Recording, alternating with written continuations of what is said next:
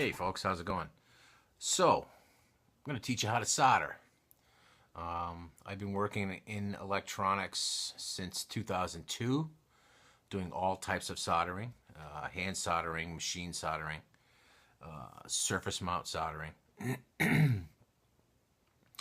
and just want to show you how easy this can be. I know a lot of people struggle with soldering, and the basic struggle is that you don't have an iron with as much wattage as you need to get the surfaces that you're soldering hot enough to accept solder. You don't need any super fancy soldering gear. What I have here is just a Rad Shack 60 watt pencil type soldering iron, and this is all you need to solder anything with, unless you're soldering like trying to solder this, you know.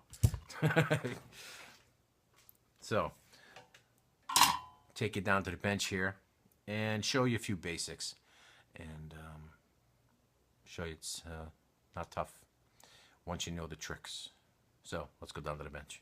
Okay, what we have here is basic output jack and just a piece of wire here.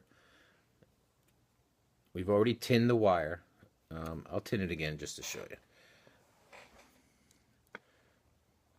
I like to use extra flux. Helps the solder flow better, and it actually conducts heat. So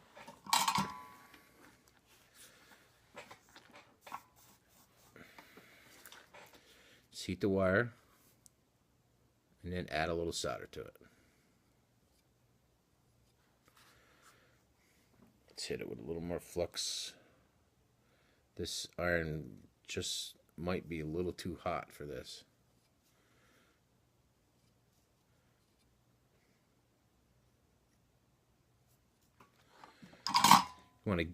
As you saw, when I went back and tried to touch it up, it just made it worse. Put a little flux on it, hit it with the iron quick, the solder flows into the wire, and you're done. Don't go back and try to touch it up. Now we're going to take our little output jack here and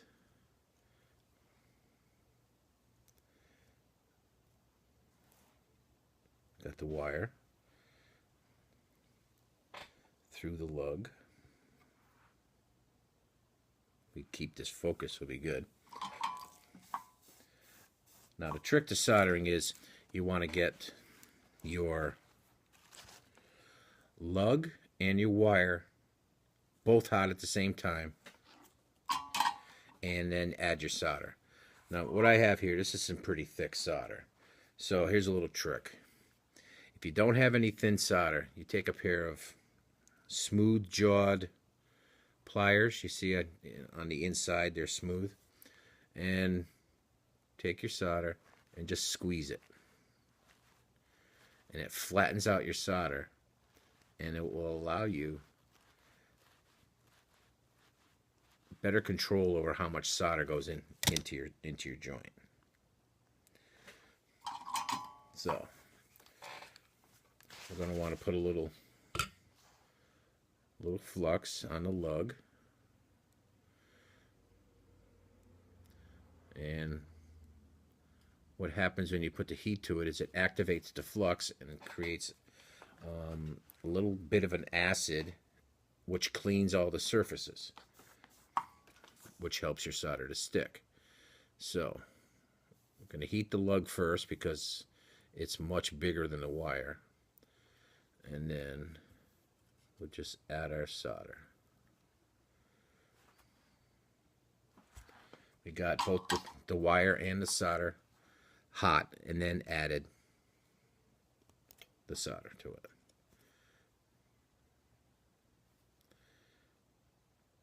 You see, it's a perfect solder joint.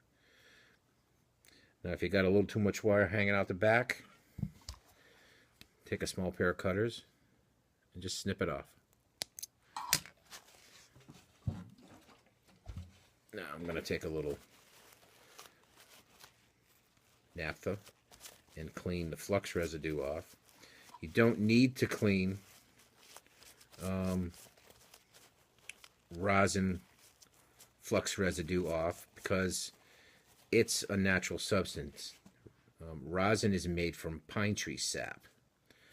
There are other types of flux which, if they don't get fully activated, they will actually, you'll start having stuff grow in there and it will eat the metal. That normally happens with it's water soluble.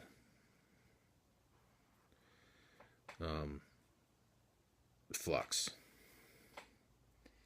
As you can see, that's a nice solder joint. Now we'll do it again with a really thin wire.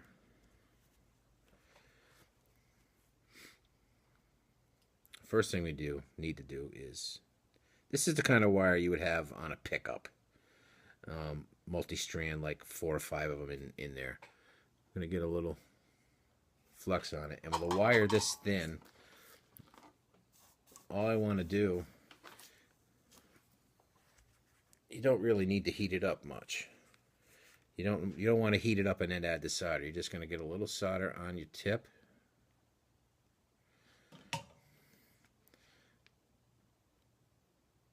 And then go on the wire. And you're good. Now, little wires like this can be tricky to solder.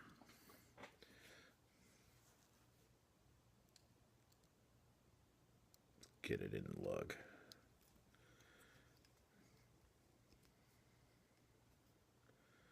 Okay.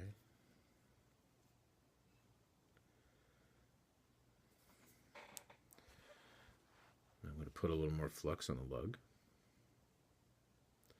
Now, because this wire is so thin, I'm actually not going to touch the wire to the soldering iron. I'm just going to touch the iron to the lug, and the heat from the lug will transfer into that tiny little wire. And then add a little solder.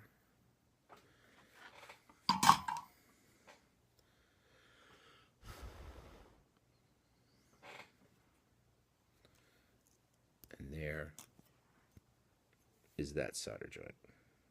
Let's focus in here.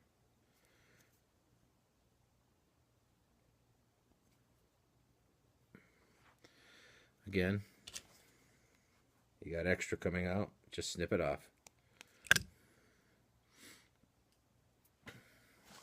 And then if you want to clean off your residue, again, you don't have to if you're using rosin. You can just leave it. You may notice if you've ever been in the back of a Gibson Les Paul that it's all dirty and nasty back there because they don't clean their flux off because you don't have to.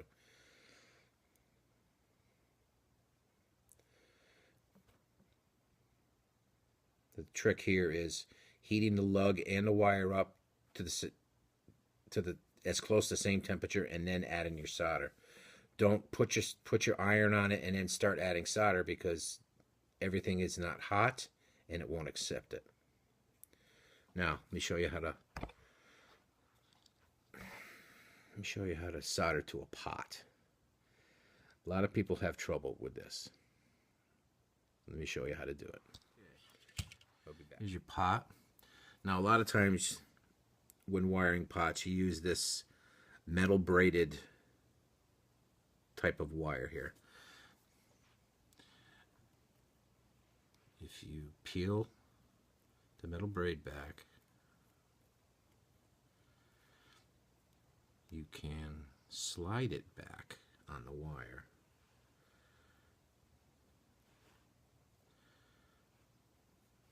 That was a little too far.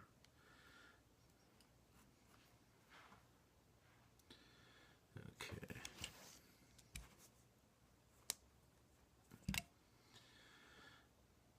Now, in the case of a Les Paul, you're going to want your wire to go into the lug and your pot and your braid to be soldered to the pot. So,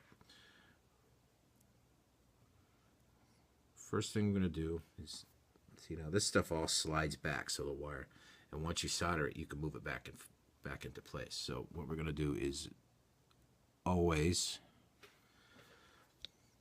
tin your wire. Now this is a bit of a thicker wire, so you can heat this and then add your solder. Done. That's simple. Good thing about this stuff is it's cloth covered, not the coating on this is called meniscus, and if you overheat the wire, it will melt and look horrible. Okay, so I'm just going to put this into place here.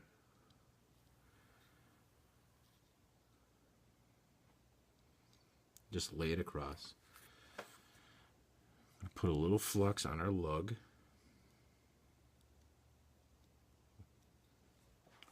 We're going to heat the wire and the lug at the same time and add a little solder.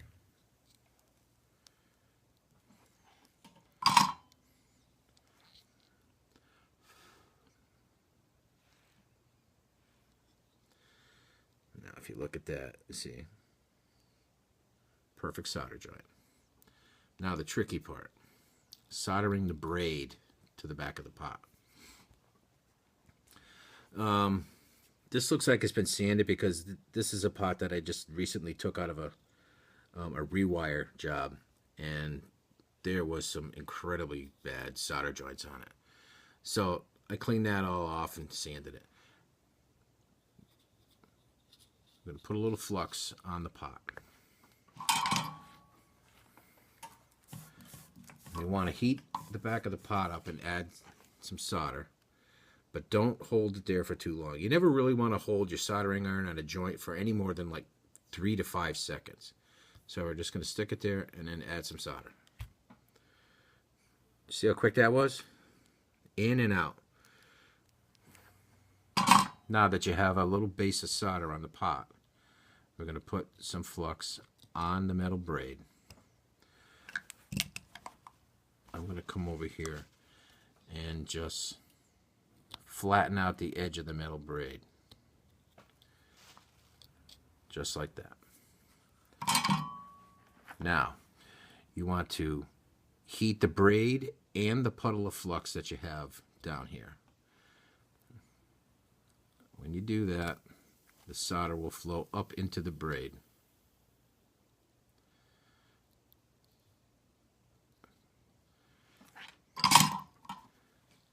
And it's soldered, and you're not going to get a better ground solder than that. See it? Perfect. Now, I'm going to clip our lead. We don't want that sticking out too far. So the trick here, put a little flux on the back of your pot. Now, and then heat it with your iron quickly, and then get in and drop a little puddle of solder on it. The flux will help the solder stick to the back of the pot. And then put your ground shielding down, put a little flux on the ground shielding, flatten the ground shielding, and then hit it with your iron and let the puddle that's there flow up into your braid. And you're not going to get a better grounding than that. Also, with this, let me show you a little trick. A lot of times you're going to use the pullback wire. You're going to take the shielding off of it. Don't throw this stuff away. Take it, spread it out, flatten it. And what you can make out of this is something called solder wick. I'm going to dip it into flux. Just get a little flux on it. And first, I'm going to put a bunch of frickin' solder right there. Totally useless solder. There's no need for it there. You take your braid, You put some flux on it. As you can see, I've got some rosin, of course. Rosin flux on it. You take it, you lay it on top of your solder, heat it, and what happens is all that extra solder gets soaked up by this braid, and you can remove it from the pot.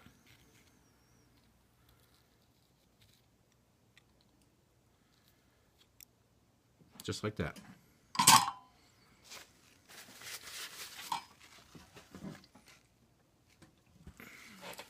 Clean off the residue. And there you go. That big puddle of solder is gone.